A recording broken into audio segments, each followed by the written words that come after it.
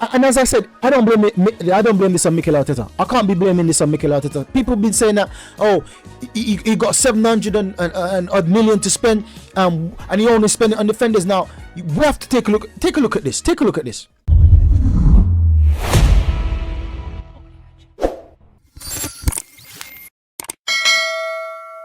So welcome back to the channel, guys. And in Mikel Arteta's latest interview, he refused to concede that the title is gone. Is he being stubborn? So in this video, we're going to take a look on the pros and the cons in what Mikel Arteta said, because it rubs some fans the wrong way. Now, the first thing he says that Arteta emphasized that he does not believe that Arsenal title challenge is over, expressing his confidence in his team's potential to compete at the highest level. Now, there's two things you can glean from that. Mikel Arteta saying that, listen, he still believes that we can compete for the title. Listen, my guy said over his dead body, right? That's how deep he takes it.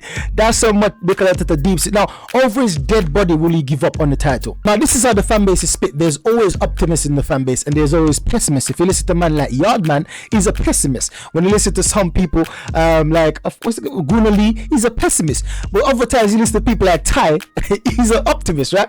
And the fan base is split right along the line. Some people have a mixed feelings. When they're upset, they'll speak their mind. Most of the time it's frustration or anger, but when they come down and start to recollect their thoughts, it's positive. Even people like Julian, they're always looking at things on a positive, through the positive lens. Now, with this in mind, this shows that Mikel Arteta is motivational as a leader, right? This shows his unwavering support for the players, despite the bad run they're going on, despite some of the players not playing up to par. We can think of Martin Odegaard in certain instances of the match against West Ham. It looks like he's hiding. It looks like he doesn't need the ball, he doesn't want it. I remember clearly that opportunity that he should whip the ball in. I think it was like the 89th minute or 80 something minute. This guy is passing the ball to William Saliba, and then he got closed down. William Saliba to go all the way back to David Raya, and we had a free kick. That's a set. That's one of the best tools we got at our disposal, especially in a match like that, to get the ball in the box, get onto Gabriel Magalhaes, get someone onto that ball, get Mikel Moreno, and then you choose to pass it back. So these are the things that it makes me question Martin Odegaard. Now, I respect Arteta for not questioning the players in front of the media. So this is something that's potentially good, right? And also on a united front, you don't want to see your manager laying into players in front of everyone, in front of the media, because that's going to create another talking point. You don't want to see, and I see Declan Rice like dashing down his boots. It looks a bit, you know what I mean? He looks a bit upset. I don't know what happened. Looks like he's angry for being substituted, but even so, that's not like Declan Rice. Do you know what I mean? I've never seen Declan Rice react like that before. So potentially it might feel like it's unjust, like worst players was on the pitch or everyone was hiding and I'm the only one that was fine. You know what I mean? So different things might be going on in his heart and his mind of Declan Rice, especially when you see Odegaard hiding from the ball. Now on the other side, I see people calling people that still believe that we can win the title. People are saying that we're dreamers, and I'm one of them. I still believe that we've got a chance. I'm the type of person, just like what Mikel Arteta said, I'm the type of person, until it's mathematically impossible, I still believe. Now, is it going to be very difficult? It is going to be very difficult. How much do I believe that we will win? Not much. I mean, there's a 20% chance in me that we could still win this. So there's an 80% chance I believe that Liverpool will win it. But there's still a chance. I'm not going to say that it's impossible. I hate to make definitive terms like that, because then after we win a few games and Liverpool might drop some points, then people are going to say, oh, we're in it, we're back in it. But you just said it was impossible like a few months ago. A month ago you said it was impossible, so now it's not impossible. So I hate to make definitive answers like this, especially when it's not impossible and when it comes down to mathematically. So I won't be saying that it's impossible, we won't win it. I won't never say that when there's chance that we can. Even there's a 1% chance, I'm going to believe in that 1% chance, because I know anything can happen in football. It's close to impossible, like some will say, but it's not impossible. So some fans feel like Arteta is gaslighting us, saying that we're 11 points behind Liverpool and we still can catch them. So some fans are angry because of that. I even see people coming out from the fan base saying that we need to sack Mikel Arteta, and some of these fans have been on the agenda of Mikel Arteta since he came into the club. Some of them were the same guys that calling him the Cone Boys. So even with the spectacular job he's done, he still have won these guys over, because some guys have the ulterior motive. They wanted Jose Mourinho. Bear in mind, these are some of the guys that said they wanted Jose Mourinho over Mikel Arteta. The Jose Mourinho that couldn't do nothing at Tottenham. The Jose Mourinho couldn't do nothing elsewhere. Man United. Do you know what I mean? Now, I'm not saying Jose Mourinho is a bad manager. I just believe Mikel Arteta is a better manager. I don't think that what Mikel Arteta had to put up with, Jose Mourinho could have done that. You see, he went to Tottenham. Tottenham had a better squad that we had when Mikel Arteta came in, and he couldn't even win anything with Tottenham. Now you may say that, oh, it's Tottenham. He went to Man United, and Man United had a better squad that we had when Mikel Arteta came in, and he struggled. He still struggled with Man United. So this is what I'm saying, that don't underestimate the manager we have. Now people might be saying that, and as I said, I don't blame this on Mikel Arteta. I can't be blaming this on Mikel Arteta. People been saying that, oh, he got 700 and odd million to spend, and he only spent it on defenders. Now we have to take a look at this. Take a look at this. What it looks like to me is that Mikel Arteta has some PTSD. Listen. When Arteta was at Arsenal, he saw the deficiencies. He see what needed to improve. This is why when he came back to the club, he said that he's going to change the culture of the club. He's going to make the fans fall back in love. Because when he was there, he saw everything. He lived it. He was part of the squad. So take a look at this. In Arteta's time, we're the likes of Ozil, magnificent. Sanchez, one of our best players ever. Olivier Giroud, very good striker. Theo Walcott. So these are some of the names. Right? Now, listen to the defense. Per Mertesacker, Hector Bellerin when at his worst, Nacho Monreal, 50-50 for some people. Gabriel Paulista, Koscielny was our best player, defender. But then you got Skodran Mustafi. You got so much rubbish at the back. Now, if you can remember, after the move from to the Emirates in Wenger's reign, the worst thing that we had was our defense. Everyone was saying that we were one of the best teams in attacking. Everyone was saying that we were one of the most magnificent team in attacking because our attackers were magnificent. Because Wenger prioritized attacking than the defense. We were critical of Wenger for the same reason. We haven't got any good defenders. Oh yes, we can score goals. We play beautiful football, but we can't defend. And now Mikel Arteta came. Mikel Arteta was there. He saw this, and he came with the mentality to make sure we're better defending. Starting is not at the end yet. Is in the 4 years in. I would say you're almost at the end line, because 1 year he came in half a year, right? Half a season. So between say you give him a year and a half to get rid of the dead wood, yeah. Then another year to start bolstering the squad. So he's got another year past. So he had a bit of time.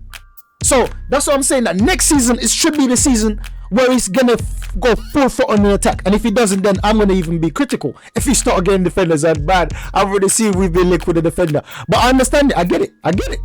Because we got Tomiyasu injured. Timber injured for the whole of last season. Tomiyasu injured. Colin Farrell came in at the beginning, was injured. So you see what I mean? And if we didn't have backup, Benjamin White just was injured for almost the whole half a season, or more than half a season. If we didn't have backup to come in, they would be struggling at defense and attack. So I understand why he's getting so much defenders.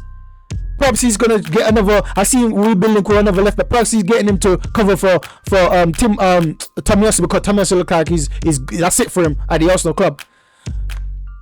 So next season, I want to see a striker, I want to see attacking mid, and I want to see wingers. That's what I want to see.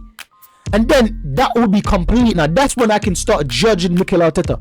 But until then, I can't knock him for spending so much money on the defense. And he's just starting to short the midfield. We're getting Zubimendi in the summer. It looks like it. No, it's not 100%. I haven't seen any report that's saying it's 100% completed. But it looks like we're getting Zubimendi and possibly another midfielder. So he's been focusing on the defense and the keeping position. Because back in our days, remember Petr Cech? We were saying Petr Cech was a double agent. So this is what I'm saying. Like, we forget. In Wenger days, we had a very good attack, but we wish we had a better defense. And we had to quote our defense is what win titles and all this. Now we have the best defense in the league, the best defending team in the league right now. Right? And we're complaining that we spend too much money on defenders. How do we think that we became the best defensive team in the league? It starts from somewhere. So Mikel Arteta is working from back to front. Arsene Wenger done the opposite. He worked from front to back. And we were critical of Wenger. So yes, I know that we're going through a difficult time. I'm going through it as well. I understand the anger, the frustration. But don't you dare saying that Mikel Arteta out. Don't you dare. If anything, there's no manager that comes in right now and the owner gives him the money. The money that we expect them to get. Now, it's either they're going to go all in the attack, have a rubbish defense. All in defense, like what Mikel Arteta is doing, and have a poor attack. Or spread the money through the team. And when you spread the money through the team, that's when you get average players in each position. That's what happens. So you have to focus on key areas of the pitch. Mikel Arteta started with defense. That's why he got rid of Ramsdale. He got Ramsdale and then get rid of Ramsdale because he saw a better option. Those times he could be focusing on striker, but that's not his focus. So let's give Mikel Arteta the time he needs. As I said, I'm frustrated as well, but I'm more frustrated with the owners because I believe that if he had more money, he would have made more investments. And I don't see any manager comes in and the owners just give him all the money and said, go do what you want to do. I don't see that. So don't forget that. Don't forget that this is what Mikel Arteta was playing with. So he highlighted the importance of continuous improvement, saying that the team must learn from past performances and strive for consistency in the upcoming matches. Now that's a given. You have to be focusing on improvement. You can't be lackadaisical and thinking that, okay, give up. Now, if this is the thing now, people are saying, criticizing and saying that, you know what I mean, we give, we're delusional for still thinking, well, me, still thinking that we can still win the league. Now, if the players have the same mentality as us and say that, man, there's no point me even trying, how would you feel? How would you feel if the players say that there's no point we even fighting, man? The fans think we've lost it. Let's just play for draws. Let's just enjoy ourselves. Let's just have fun with our family. Just forget about the league. Let's focus on that next season. How would we feel as players, as fans? So we have to believe. We have to believe, and then if the fans believe, if the players still believe, I have to believe. If the manager still believes, I have to believe. Why am I going to give up? I ain't giving up over my dead body, as Mikel Arteta says. Another thing he focused on is player morale and determination.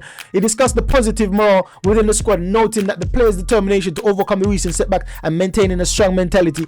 As I said, that I love to see that. I love to hear that. Now, yes, it can be jarring sometimes.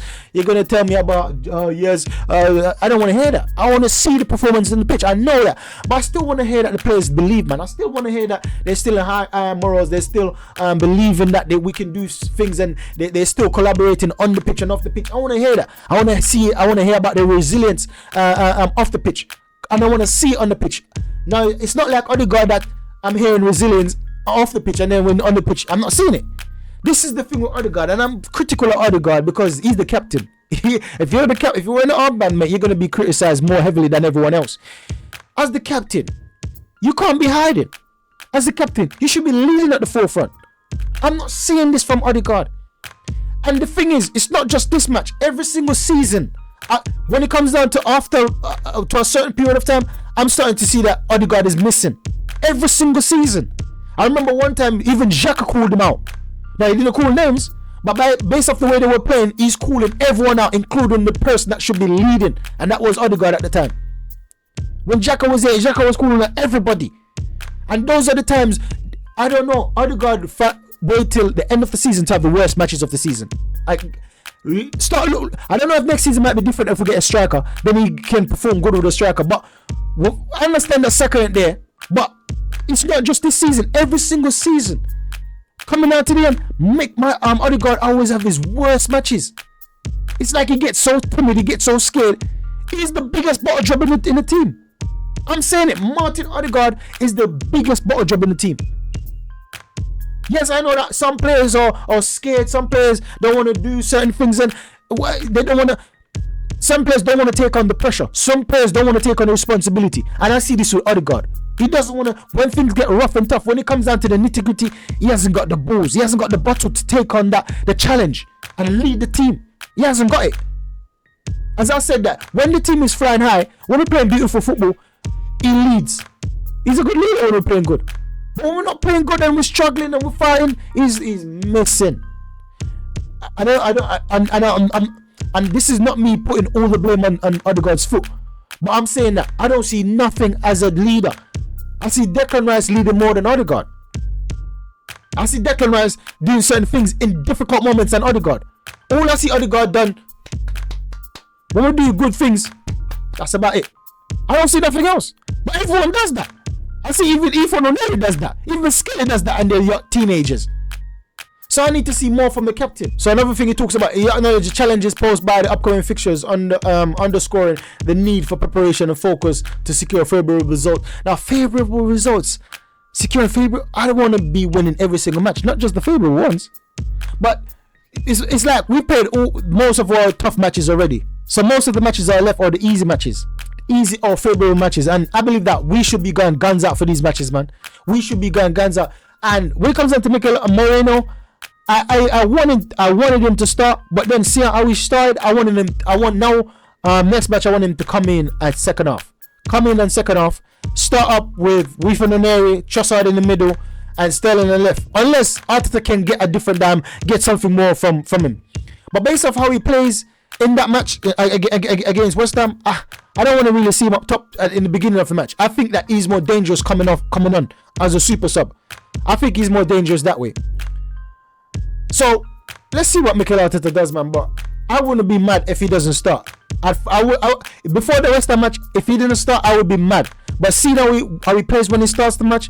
I understand if Mikel Arteta doesn't start him and starts Sterling instead and have Trossard in the middle. I would understand that. I would more agree with that, to be honest. And then have him coming on in the second half, the 60th minute or something like that, to put pressure on the defense with a different type of play, right? Being the danger inside the box, because we're not going to have that with Trossard.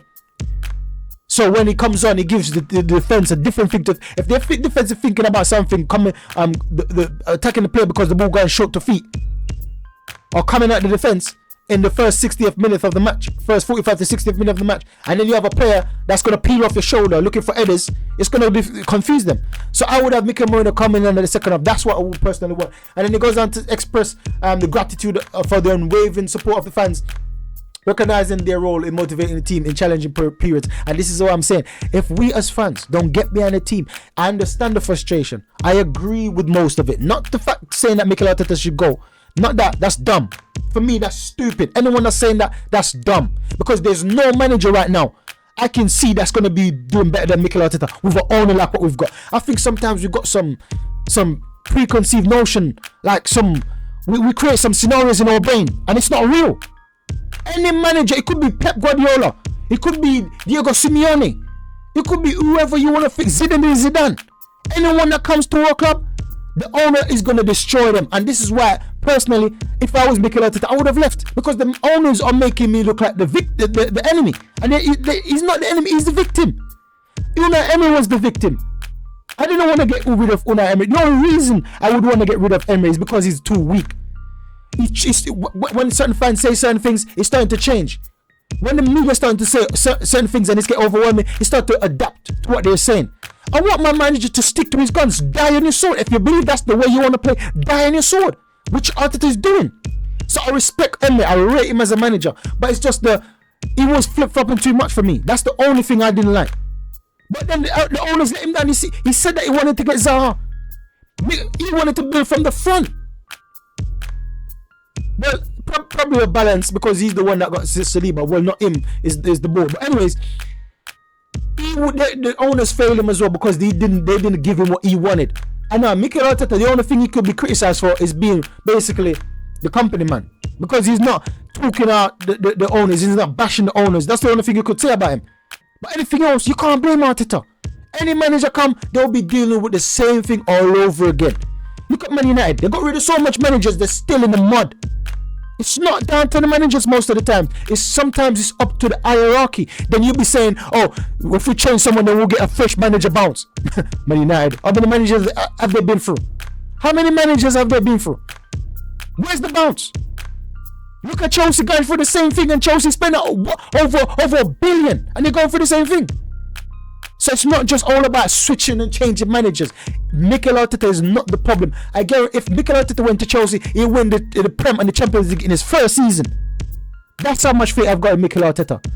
But anyways, coming to the match tomorrow against Nottingham Forest, it's going to be, I don't know. I'm never going to say we're going to lose, especially with how we've been playing in terms of the progression of the squad. I believe that we're better than most teams in the league right now. It's just our attacking. So I believe that we can scrape our 2-1. I don't know where the 2 goals are going to come from, but I can't see a 1-0. I can't see a 1-0, even though it was a 1-0 against West Ham. I can't see a 1-0 against Nottingham Forest, because Nottingham Forest are playing very good. They're good in attack, they're good in defense. But with us, I don't know, man. I don't know what we're going to get under there. But I'm saying a 2-1 victory to the Arsenal. Let me know what your thoughts are in the comment box. Let me know what your thoughts are on everything I said. Are you in the camp of Mikel Arteta out? Are you understanding the point I'm coming from in terms of come off the guy's back? It's the owners. The owners are to be blamed. Are you understanding what I'm trying to say with this view that I'm trying to give? Because it's another side of the story that I don't think many people are talking about. So let me know your thoughts in the comment box below. Catch you in the next video, guys. Goodbye.